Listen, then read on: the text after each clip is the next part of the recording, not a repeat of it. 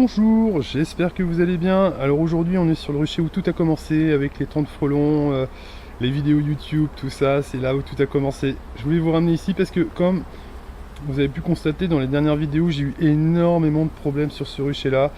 Chaque année j'ai un rucher avec des problèmes, cette année c'était celui-ci. Donc, pour commencer, j'ai eu à peu près 40% de mortalité. Ou alors, quand je compte 40%, je compte aussi cette ruche, cette petite ruchette qui n'est pas tout à fait morte, qui va peut-être s'en sortir, mais ça m'étonnerait. Cette ruche là-bas, qui elle ne va pas s'en sortir, c'est sûr et certain. Et les ruches malades, je vous avais montré les maladies. Vous savez, des ruches, des diarrhées, quoi, de la nausémose, hein, carrément, des gros cas de nausémose. Hein. Et donc, il n'y a qu'ici que j'ai ça. Voilà, j'ai pas de problème comme ça, moi, mais ça m'embête. Alors, du coup, je voulais vous montrer le rucher parce que j'ai bossé dessus, j'ai ramené des ruches. Je sais pas si ça va bien se passer, on verra bien. Ça tourne en tout cas. Elle se place bien, hein, vous pouvez voir quand même. Hein, ça bosse dur. Hein. Elle bosse très très dur. Hein. Là, c'est pareil. Cette ruche-là, elle n'a pas passé l'hiver. Donc, elle a été remplacée. Pareil. Mais elle tourne bien, hein, c'est une bonne ruche. Il va falloir regarder bientôt comment elle va. Celle-ci, elle traîne un peu de... Elle bat de l'aile. Voilà. Bon. Pas terrible. Alors ça, c'est un monstre. Alors vous voyez de hausse, mais malheureusement il n'y a pas du miel partout. C'est-à-dire qu'il y a tellement d'abeilles que je suis obligé de mettre de hausse. Il faut savoir que j'ai déjà fait un essaim dessus. Ça fait partie, vous voyez, quand vous avez des ruches comme ça, c'est formidable. C'est formidable, formidable, formidable. Alors celle-ci, je ne sais pas ce qu'elle va devenir. Je vous le dis honnêtement, je ne sais pas ce qu'elle va devenir. Je l'ai compté dans les 40%. Parfois les ruches elles sont pas mortes, c'est horrible hein, ce que je fais. Je les compte déjà comme si c'était plus là déjà. Alors celle-ci pareil, elle a été remplacée par un petit truc qui tourne bien, vous avez vu. Hein. Ça tourne pas mal aussi, ça bouge pas beaucoup, mais là il est déjà pas loin de 17h. Hein. Donc c'est pour ça, hein. Mais il fait bon aujourd'hui. Hein. Il n'y a pas beaucoup de soleil. Ah, d'ailleurs je dois faire des photos pour un toit pour les abeilles. S'il y a quelqu'un d'un toit pour les abeilles qui regarde ma vidéo, je m'en occupe la semaine prochaine. La semaine prochaine on a le retour du soleil. On s'était tellement habitué au soleil, il y a 3 photos que j'ai pas fait et je vais faire ça bien. Je vais faire ça nickel. Alors, vous avez vu là, c'est une mastodon. Je m'écarte un peu parce que j'ai pas ma combinaison et je me suis fait piquer tout à l'heure. Donc voilà. Bah, quand vous êtes dans le passage, hein, c'est comme ça. Hein. Vous avez une abeille qui est surprise, elle peut vous piquer. Ah, voilà, voilà. La petite là aussi. Comment elle va celle-ci? Ah, elle bosse bien. Alors celle-ci, elle vient de chez les voleurs. Elle vient de chez les voleurs, elle vient des rochers de voleurs. Ah oui, au fait, ça me fait penser... bah oui, là, elle a échappé à ça. Comme les autres ruches hein, qui sont chez mon collègue, elles ont très très bien hiverné. Voilà, elles sont chez le collègue avec qui on fait des vidéos, les autres ruches, qui ont échappé aux voleurs. Ah là là là là. Oui, aussi, j'ai la ruche... j'ai Mycosland. Alors qu'est-ce que est devenu Mycosland? Parce que c'est vrai, je ne vous ai pas donné des nouvelles de Mycosland. Bon, Mycosland va partir en voyage. Elle va partir sur un rucher sanitaire. Voilà, pour ceux qui veulent savoir ce que va devenir Mycosland. Mycosland ne sera pas démantelé. Alors, j'ai envisagé des tas de choses. Et quand je suis rentré chez moi, je me suis dit, tu peux pas faire ça. Tu vas récupérer les abeilles, tu es capable de rendre malade une autre ruche. Laisse tomber. Laisse tomber. Laissez tomber quand c'est comme ça. Laissez tomber. Laissez tomber. Je vais vous dire un truc. Vous savez, quand c'est comme ça, vous savez ce que vous faites? Vous allez faire un bel essaim pour remplacer Mycosland. Parce que Mycosland, vous ne pouvez plus rien faire, elle va terminer sa vie sur un rucher sanitaire, et puis voilà. Alors pour remplacer Mycosland, eh bien, je vais faire un essaim sur cette ruche-là. Tout simplement, c'est ça qu'il faut faire.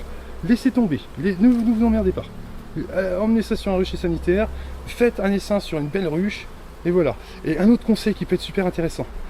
Si vous avez plein de ruches malades, je vous le dis parce que ça m'est arrivé. Voilà. Quand j'ai commencé, j'avais plein de ruches malades. Et bien, ce que vous allez faire, et bien, avec vos ruches malades, si vous devez faire du miel, bah, vous allez essayer de faire du miel avec vos ruches malades. Pas forcément une bonne idée, mais bon. Et vos meilleures ruches, vous allez la garder pour faire de l'élevage. Elle ne va servir qu'à ça. Alors attention, il ne s'agit pas de trop tirer dessus et de la rendre malade. Mais il va s'agir de faire 2-3 essaims et de partir sur cette base-là. Alors, c'est une bonne idée au départ, mais après il va falloir ramener des nouvelles génétiques, sinon vous allez avoir de la consanguinité et ça va très très très mal se finir. Voilà. Mais dans un premier temps, ça peut être intéressant pour vous débarrasser des maladies. Après, il faudra renouveler la génétique en achetant des rennes chez des bons éleveurs, les meilleurs. Trouvez les meilleurs, cherchez, voilà, c'est difficile hein, parce que dans les éleveurs vous avez tout. Hein. Moi j'ai vendu des essaims, j'ai fait de l'élevage, j'étais pas le meilleur. Hein. Bah ouais, je suis désolé. Alors oui, au niveau de mes essaims, pourquoi je fais des divisions comme ça? Parce que je viens de vous dire, je suis pas le meilleur éleveur. J'ai fait des tests, c'est-à-dire que quand je fais des divisions, les résultats sont moins bons. C'est-à-dire que ça va moins bien marcher. J'aurai moins de reines fécondées. Mais en revanche, mes essaims sont de meilleure qualité. J'ai remarqué ça. Donc du coup, je préfère faire par division. Et ça fait aussi une sorte de brassage génétique. Alors que quand vous prenez sur une génétique, bah vous n'avez que cette génétique, alors après, comment ça va se passer? Donc c'est pour ça. Les divisions, c'est très très bien. Hein. Moi, c'est-à-dire que j'étais à des méthodes pro, je suis repassé à des méthodes d'amateurs. Parce que c'est des très très bonnes méthodes par division. Et c'est ce qu'on va faire. On fait une division ensemble, je vous remets, je vous ai déjà montré, mais on va en refaire une, c'est pas grave. Allez, c'est parti, on fait ça ensemble. Allez, c'est parti, on va le faire ce petit essaim, c'est parti. Voilà, bah écoutez, voilà ce que je vous propose, de faire ce petit essaim pour, comment dire, voilà, pour tout simplement, je recadre un petit peu mieux, je pense que c'est mieux comme ça. Voilà, pour tout simplement vous remontrer, mais vous savez déjà comment faire ça. Donc, pour information, moi j'ai déjà fait un tiers de mes essaims. Voilà. Normalement, fin mai, j'aurais fait tous mes essaims. Voilà, c'est pas forcément le conseil à suivre. Hein. Si vous avez besoin d'essaims un peu plus, vos ruches sont pas prêtes et tout, bon bah voilà, vous pouvez faire des essaims jusque fin juin. Mais c'est vrai que plus vous faites tôt, plus votre essaim va se développer. Et plus il aura de chance d'hiverner. Il sera plus fort, il hivernera plus facilement. Donc c'est pour ça, faut faire les essaims de bonne heure. Vaut mieux les faire tôt que tard. Trop tôt, attention, parce que vous n'avez pas de mâle. Moi j'ai vérifié, j'ai des mâles dans mes ruches, et puis je suis par division. Donc je suis par division parce que... Waouh. Je suis par division parce que en fait j'ai fait... je fais aussi du greffage de rennes, hein. Je pense qu'on en fera peut-être un ensemble. Bien que cette année j'ai pas beaucoup de rennes à remplacer. Mais bon, je pense qu'on en fera peut-être sûrement un ensemble pour vous montrer. Mais bon, là, vous avez vu, quand vous avez une ruche comme ça c'est une ruchette. C'est une ruchette, vous avez vu, elle est devenue ruche finalement en peu de temps. Hein. Donc, malheureusement, elle n'est pas devenue assez forte, assez vite pour faire du miel. Donc, eh bien, écoutez, là, si je fais pas d'essaim, moi, elle part. Donc, je peux pas mettre de ruche, je peux pas mettre de hausse. J'ai pas envie de mettre une hausse. Je préfère faire un essaim. Et voilà, donc faites des essaims. Quand vous avez ça, faites des essaims. Vous ne vous retrouverez jamais dans la catégorie des perdants ou des voleurs. Jamais. Bah, jamais, parce que vous avez toujours des essaims. Toujours. Vous savez, les essaims, c'est des gens, c'est des feignants. Hein. C'est des gens qui vont pas faire d'essaims, qui vont rien faire, qui vont passer plutôt leur temps à chercher des ruchers à voler, plutôt que de prendre un peu de temps pour faire un essaim. Regardez ça un peu. C'est pas beau? Oh là là, qui c'est qui va être content encore? C'est magnifique. Vous êtes magnifiques, hein, les filles. Ah, je les aime bien, mes petites abeilles, je te jure. Des sacrées bosseuses. Ah là là, des sacrées bosseuses. Hein. Moi, je te le dis. Hein. C'est un vrai plaisir d'avoir ça, quand même. J'ai beaucoup de ruches qui sont très bien. À force d'éliminer toutes les ruches à problème, eh ben, je me retrouve qu'avec des ruches de haute qualité. Bon, vous avez vu Mycosland. Bon, Mycosland, c'est un cas à part. Hein. Mycosland, elle est toute seule. Cela dit, c'est un cas à part, Mycosland, dans les mycoses. Mais j'ai un autre cas spécial. Voilà, la semaine prochaine, ce sera une vidéo sur les maladies encore. J'ai un cas à vous montrer. Et je pense que moi les mycoses je connais très bien. Donc on peut me dire faire ceci, faire cela, je connais bien les mycoses, je sais ce qui marche chez moi ou ce qui marche pas. En revanche, la maladie que j'ai, on en parlera la semaine prochaine, j'aurai besoin vraiment de vos conseils. C'est une maladie que je maîtrise mal, très mal, et que je comprends pas très bien. Et donc j'aurai besoin de vos conseils. Je vous le dis franchement. Voilà, je vous dis, je m'intéresse énormément aux maladies, mais ça c'est une maladie que j'ai régulièrement, c'est pas une maladie très grave, mais c'était une maladie qui est quand même très handicapante, je vous expliquerai pourquoi. Et donc on regardera ça ensemble. Voilà, bon je vous dis pas quoi parce que on verra ensemble exactement Il n'y a pas de ponte dans celui-là. C'est un cadre que j'ai mis à bâtir, mais il y a quelques jours. Eh ben, il est bâti. Mais je suis déçu parce que la reine n'a pas pondu dedans. Je pensais que ce serait mon cadre, mon cadre d'élevage de rennes, moi. Mon cadre où ils allaient élever leurs rennes. Bah, la reine n'a pas encore pondu dedans. Bon, il y a tellement de monde que je vais quand même faire l'essaim. Par contre, quand vous partez pour faire un essaim, vous regardez dans la hausse, vous voyez plein de monde, vous ouvrez le corps, vous voyez des abeilles sur 8 cadres, faites pas d'essaim. Faites pas d'essaim. Attendez un petit peu. Vous attendez une semaine. Moi, si je fais des essaims en ce moment, c'est vraiment pour limiter les ruches. C'est pour moi plus tard, pour l'année prochaine, mais c'est vraiment pour limiter les ruches, pour pas qu'ils essaiment, pour pas perdre ça. Vous avez envie de perdre ça, vous? Non, je crois pas. Personne n'a envie de perdre ça. Regardez un peu. Vous n'avez pas envie de le perdre, ça? Pas celui-là, et vous avez vu, j'ai que du couvain compact dans mes ruches comme ça. J'ai très peu de ruches avec du couvain clairsemé, très peu. Alors, j'ai fait aussi un truc, j'ai enlevé tous les planchers en dessous. Et bien, et j'en ai laissé sur quelques ruches. Bah, je vais vous dire un truc. Les ruches où j'ai laissé les planchers, il y a plein d'humidité à l'intérieur.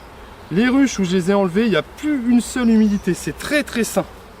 Si vous n'avez pas enlevé vos planchers, il faut les enlever en ce moment. Il faut ventiler votre ruche en ce moment. Par contre, quand l'été va arriver, là, alors là, par contre, il va falloir la fermer. Il va falloir justement laisser l'humidité, il va falloir garder l'humidité. Voilà, c'est ça que je voulais vous dire. C'est important de garder l'humidité l'été. Alors l'hiver, moi je ferme, mais ça génère de l'humidité aussi. Ah voilà la reine. Vous avez vu? Madame est là. Madame est là. Vous la voyez? La grosse mémère. Bon bah au moins on la prendra pas. C'est con, j'aurais bien pris ce cadre là moi. Mais j'aime pas l'attraper avec les mains ou des trucs comme ça, j'aime pas trop. J'ai peur de lui faire mal. Vous avez vu, elles sont pas marquées mes rennes. J'ai pas besoin de les marquer, si je les cherche, je les trouve. Pas un souci. C'est pas compliqué pour moi. Ah, un cadre de couvain fermé, c'est pas ça qu'il me faut. Il me faut des œufs, il me faut des œufs.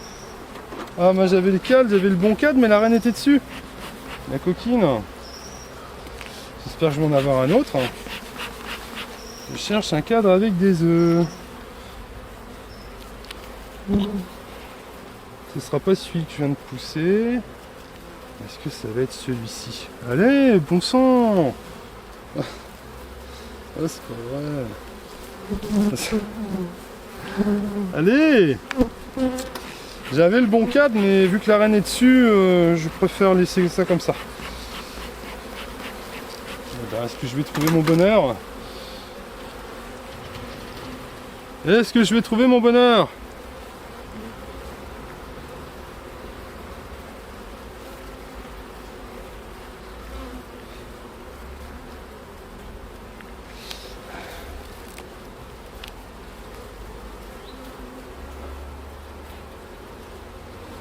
Il y en a pas mal sur celui-là quand même. C'est pas tout à fait ce que j'aurais voulu prendre, mais bon. J'aurais voulu prendre un cadre avec plus d'œufs, mais tout ce que vous voyez là, le gros trou au milieu, c'est que des œufs. Hein. Donc elles vont faire les rennes là-dedans. Hein. Je m'inquiète pas trop. Ouais, il y a plein d'œufs là-dedans. Ouais, ça devrait aller. Ça devrait aller, je pense. Là, il y en a plein aussi du côté là.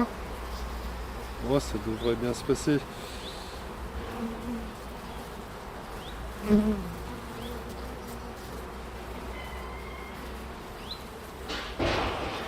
Bien que... Ah, l'autre est pas mieux derrière. Ah, c'est embêtant. Bon, ça devrait aller. Mais normalement, il faut mieux prendre un cadre qu'avec que des œufs. Hein. L'autre était mieux, mais j'ai pas envie d'enlever la reine dessus. Vous voyez, moi j'attrape pas les rennes, moi j'ai toujours peur de lui faire mal, de l'abîmer, qu'après elle marche plus. Pas qu'elle vole plus quoi, enfin de toute façon elle vole pas mais qu'elle ponde plus on va dire. Non ça devrait aller quand même. De toute façon il y a des œufs, hein, elles peuvent faire une reine. Hein. Mais c'est mieux quand vous avez beaucoup d'œufs parce que comme ça elles vont pouvoir sélectionner celui qu'elles préfèrent. Ah ouais, ils font une sélection aussi, hein, certainement. Hein. Elles doivent sélectionner, elles doivent se dire, ah, prends pas lui, lui il va pas être bien, prends plutôt un comme ça, ou celui-là. Elles savent bien, elles. Hein. Et voilà. Et un essaim de plus pour remplacer Mycosland. Ah, ma petite Mycosland. Bon, vous allez voir, j'ai Chauveland aussi. Oh là là, ça c'est la semaine prochaine. La vidéo n'est pas tournée encore. Hein. On va aller voir Chauveland. Vous allez voir un peu le cas. Oh, j'ai des cas moi à vous montrer, c'est plutôt cool. Hein. Bon, Chauveland, hein, vous allez voir, c'est... vous allez comprendre, vous allez voir la vidéo. Bon, qu'est-ce que je fais moi? Non, c'est pas ça. Je ne sais plus ce que je fais. Je ne sais plus, je discute et puis du coup... je ne sais plus. Alors attends, ouais, ça c'est le cadre de nourriture. Alors attends, comment faut mettre ça? Ouais, bon, bon, ça arrive, hein, des petits trucs comme ça, voilà. Hein, ça arrive, ça arrive. On va le laisser, c'est pas grave. Il est sur la rive. Alors non, c'est pas comme ça qu'il faut le mettre. Oh là là. Petit coup de fatigue là. Petit coup de fatigue en ce moment. Et la récolte n'a pas commencé. Hein. Quand est-ce que vous allez faire votre récolte, vous? N'hésitez pas à mettre dans les commentaires pour les autres, pour savoir. Moi, j'ai pas commencé encore. C'est un problème d'operculation de miel, hein, parce que autrement, moi, plus vite c'est fait, mieux c'est. Hein, plus je suis content. Hein. Mais n'hésitez pas à mettre dans les commentaires quand est-ce que vous commencez. Après, ça dépend des régions aussi. Hein, c'est toujours pareil. Hein. Vous avez des régions où ça va être prêt avant par rapport à d'autres. Hein.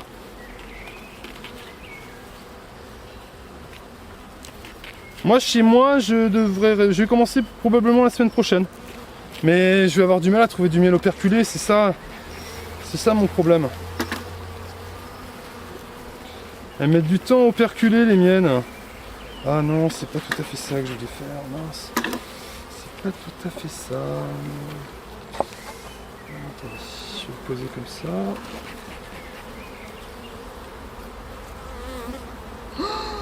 La cata. Y'a rien qui va, aujourd'hui. Je te raconte pas moi. Les abeilles vont en avoir marre. Hein. Donc ce cadre là, vous voyez, il est bâti. Il n'est pas pondu par la reine. Allez hop. Je te remets ça au centre moi. Ah non, il y a un problème. J'ai un problème. Qu'est-ce que j'ai fait? Ah, là ça m'arrive pas souvent. On va mettre là. Bon, d'habitude ça va vite. Et là, en fait, vous voyez, il y a des encoches pour mettre les cadres et j'ai pas vu, ils sont tous décalés en fait. C'est un vrai bordel. Mais à partir d'où c'est plus décalé? Ah voilà. Ça y est. Ouais. Vous voyez, c'est en faisant n'importe quoi que vous énervez vos abeilles. Hein. Vous voyez bien, je fais n'importe quoi là. Donc forcément, elles s'énervent et tout. Bon allez, c'est fini. On ferme le tout. Et puis voilà, bah écoutez, j'espère que ça vous aura plu comme vidéo. Voilà, la semaine prochaine, je sais pas si j'aurai le temps de vous faire une vidéo mercredi. Voilà, c'est pas sûr, parce que il va y avoir la récolte, des petits essais à faire, plein de choses comme d'habitude. Donc je ne peux pas vous certifier que je vous ferai une vidéo mercredi. Par contre, la semaine prochaine, on fera la vidéo sur Chauveland. Vous allez voir un peu le truc. Hein. Vous allez voir un peu. Le bordel. Non, par contre là sur Chauveland, j'aurais besoin de vos conseils. C'est du couvain chauve. Et je suis pas un expert en couvain chauve. Voilà, je comprends pas très bien d'où ça vient. Donc n'hésitez pas pour la semaine prochaine à faire vos recherches. Si vous voulez m'aider et puis aider les autres qui comprennent pas bien cette maladie. Parce que est-ce que c'est une maladie le couvain chauve? Ou alors est-ce que c'est dû à comment dire à la fausse teigne? Voilà, est-ce que c'est dû à la fausse teigne ou est-ce que c'est une maladie? Parce que moi j'entends les deux, ou alors est-ce que c'est les deux? Si vous pouvez m'aider, parce que j'ai du mal avec cette maladie, je comprends pas très bien. Si vous avez vraiment une indication assez claire, parce que je suis embêté régulièrement avec cette maladie. J'ai pas ça sur toutes mes ruches bien évidemment, mais je suis embêté et quand j'ai du couvain chauve, la ruche n'avance pas, la ruche ne fait pas de miel, et je suis embêté pour elle quoi, parce que je sais pas trop d'où ça vient. Est-ce que c'est génétique aussi? Voilà. Si vous avez des infos et que vous êtes assez sûr de vous, eh ben, préparez tout ça pour la semaine prochaine dans les commentaires. Sur ce, merci beaucoup hein, pour tous vos commentaires, pour tout ce que vous faites. Je vous remercie beaucoup. Hein. Voilà. À bientôt. Bon week-end.